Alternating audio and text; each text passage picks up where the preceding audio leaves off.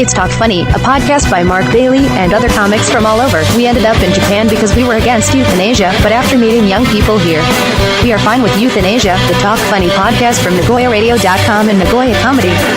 Here's Mark Bailey. And welcome back to Talk Funny. This is Mark Bailey. We are here with Steve Howard, Mike Miller, and Tofie, who's an Arab from an undisclosed country. Undisclosed. Yeah, That's easy to get a visa. What Arab country are you from? Undisclosed countries. Really beautiful. Speaking of visas, I got my Thai visa recently. Oh yeah. The fact that they had the audacity to ask for a visa from me. I went to Europe and America. I'm fine. Okay, for you, second, world country to ask me for a visa after you've seen I've been to the peak of civilization is absolutely asinine. I've never killed before. Why do you think I'm gonna go nuts in? My goodness, I'm going with spicy food. I'm going with two people who don't need visas to Thailand, and they're a lot more risky than I am. But I can be risky too now because now I have my visa. So there. Cool. So before I forget, do the cockroach story. You guys satisfied with the surroundings? Clean enough for you, right? Oh my God, pristine. Jingle Girl was out there sweeping as I came in. So Garrett was on the show before. You met Garrett, Tofie, I think. Garrett is one of your fellow open micers. And that's not all you have in common. I forgot all of them. Well, good-looking blonde guy. Garrett, he's I remember a blonde, yes. Yes. I remember a blonde. Yeah. There were some blonde girls there, too. I don't remember those. But, girls don't really stick to my mind. No. Unless they're fabulous. So, Garrett, when he was doing the podcast here, when we left, we opened the door. We're trying to figure out whose shoes is which because my eyes aren't so good and our shoes were similar, so I can't see well. And our lights aren't working in the hall well, right? So we figured out whose shoes is which. And we opened up the door. And when we opened up the door, two cockroaches escaped from the office, not into the office, from the office. It's like this place is filthy. You know what amazes me about? We're moving to Fukushima. Exactly. This place. Let's go to. We're going to go to Mexico or something. Let's go to the Philippines. Some place cleaner than Yabacho. Well, I find the best part of that story to be that you and that gentleman had the same size of shoes. I'm like, and it doesn't mean anything, by the way. Okay. Because my shoes could be bigger than they really are, but but I can't afford a vacuum cleaner, for my feet. I mean, for my feet, the vacuum cleaner. Yeah. God bless. To make your feet bigger, It's a sign. But I mean, that's embarrassing. That's really embarrassing when you have a guest at the office and then you open the door. I mean, if cockroaches break in, I mean, that's like, of course, everyone wants to be here, right? But they're escaping. And Garrett's been here for, a couple of hours, and it's like the cockroaches are, finally, the gates of freedom. And they ran, and they never came back, and I don't have any cockroaches left. Oh. You scared them away, that's great. Just comedians. And then that only happened because probably they heard our jokes, they heard the podcast, or maybe they've seen the coffee table. It's like, oy. Well, yeah. Get out of here. Oh, don't worry. I'm sure they'll be back in no time. It's just a matter of time. You had a story about, I think it was revenge on your roommates? Yes. How do you do that? How do you do such a thing? Well, as the rule of gravity is solid, so is the fact that we Arabs are vengeful people. And write that down, Mike. Arabs are vengeful. We are vengeful. Yeah. I'm learning all kinds of new things here. I never thought that before. Well, I have a question for you. What happens in Japan when you don't pay your bills?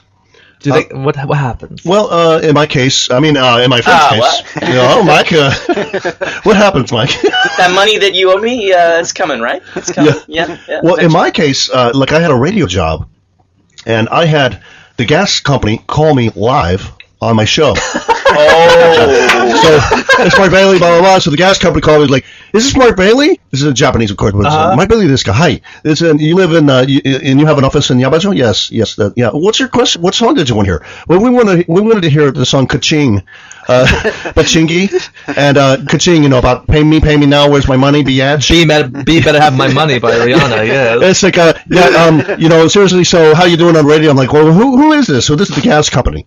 And you owe us 780 yen. That's really embarrassing. It's like 780 yen? They called you for that amount of money? Yeah, and I'm like, I thought it was 500 yen. No, it's 700 yen. I'm haggling 200 yen, live on the radio.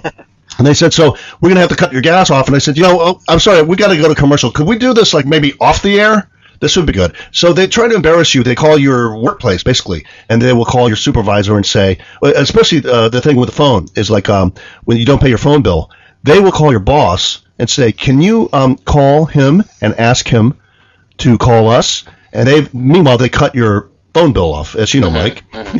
And then I've heard. when you call someone whose phone bill has been cut off on a K-tie on a mobile phone, it will say, the person that you're trying to call either hasn't paid his bill or is unavailable right now. But if you haven't paid your bill, they put that on there. And that's embarrassing. Is it now? Oh. So then, so how about... Well, how long do I have for this story? I don't want to really make. Well, we got a show on the 24th, so no, this is the 4th. The set for that has been written. This is a tale of love and brotherhood and vengeance. So me and this guy moved in together a year ago, approximately, and we were the best of friends. We were good friends during the Japanese classes, and we used to go out, walk around at night. He's straight. It was completely platonic. Anyway, we lived together for a long time, and then this spring, he gets the hots for this one Chinese girl. Right. And he tells me, I'm thinking of moving out and moving in with her. I'm like, well, I'm heartbroken. But you're a free man, and we need babies, so bless you. I was sad. I was like, you're gonna shelf me for a Chinese girl? Like, how cliche could you be? 2 weeks later, they break up. But he was very serious about moving in at the time. So I'm like, okay, things are back to normal, but I'm still hurt that you'd abandon me, because we're living together. I'm very comfortable this way. You're comfortable this way. Why would you want to inconvenience me by moving in with her when you can just see each other the way this is going? If it was if he was leaving you for a guy, would that be? Is it the conversion thing? He was my type for like 5 minutes.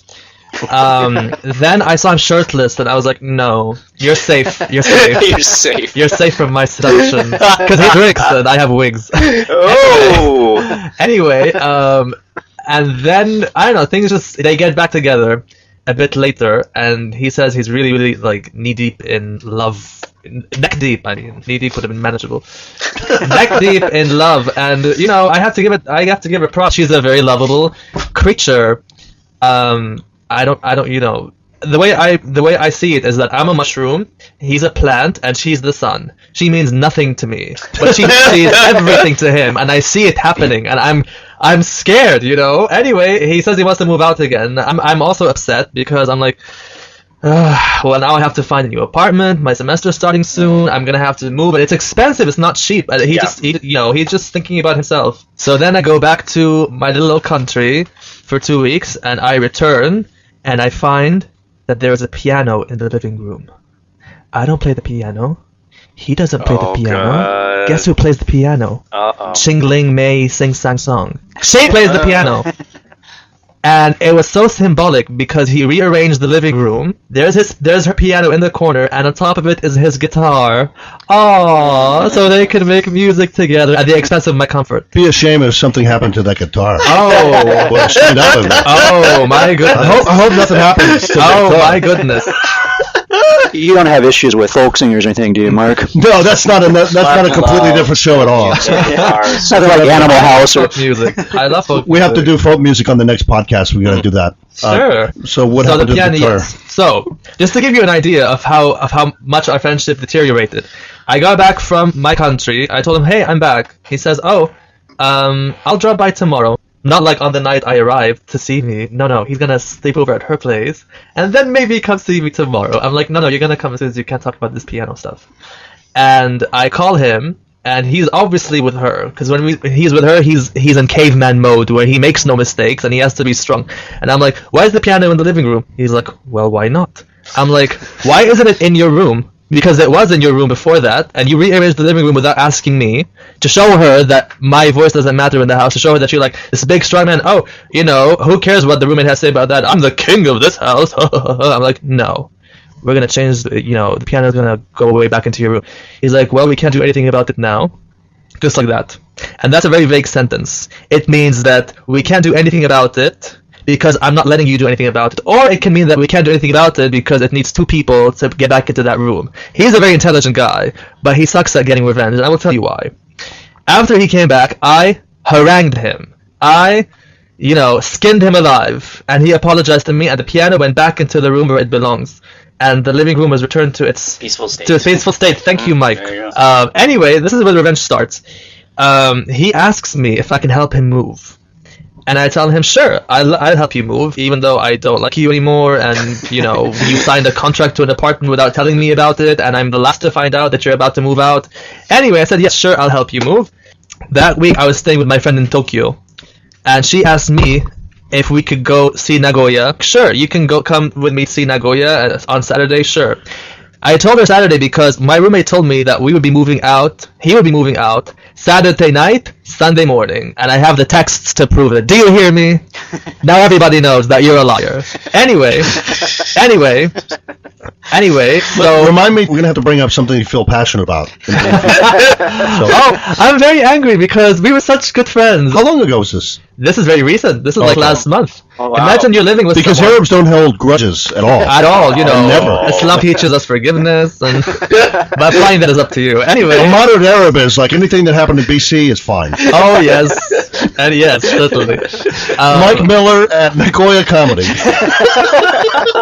MAILL XR.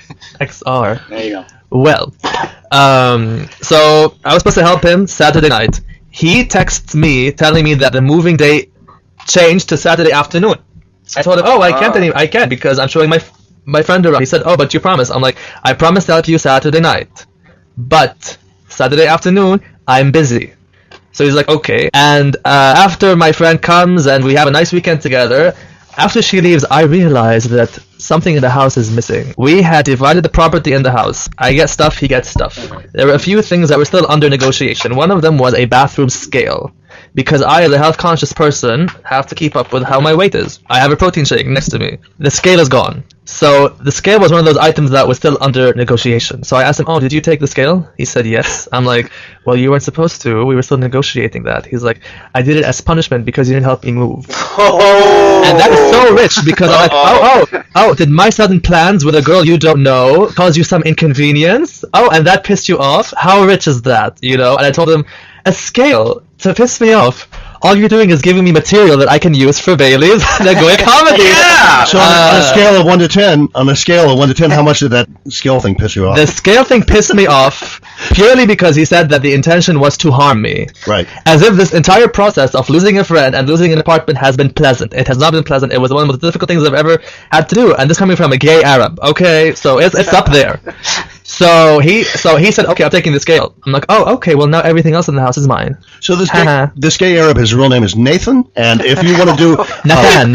Yeah, if you want to do a homestay and a homestay in New York, Gary? Yeah, no, it's not Gary. Okay. Homestay in New York, and it's not a scam. It's not a scam. That's just another inside joke. That's a great story. We're going to have to wrap this up, and we will come back. And the next week, Steve's going to open up the show, and he's going to be co-host, and he'll have a question for, I guess, Tofie. But, you know, you mentioned a Chinese girl, and I had a story about a Chinese girl very quickly. And I was dating a Chinese girl. I thought things were going well, but I had to break up with her because basically, I'm going to wait till you swallow that because I want you to spit it everywhere. Oh. Because I had to break up with a Chinese girl. Something about her tone I didn't really like. All right, so now everything before that is funny, just because I did this. Thank you. And we'll be back. This is Talk Funny with Steve Howard, Mark Bailey, Mike Miller, and Tofie. We will see you next week. Thanks for listening. Talk Funny, NagoyaComedy.com.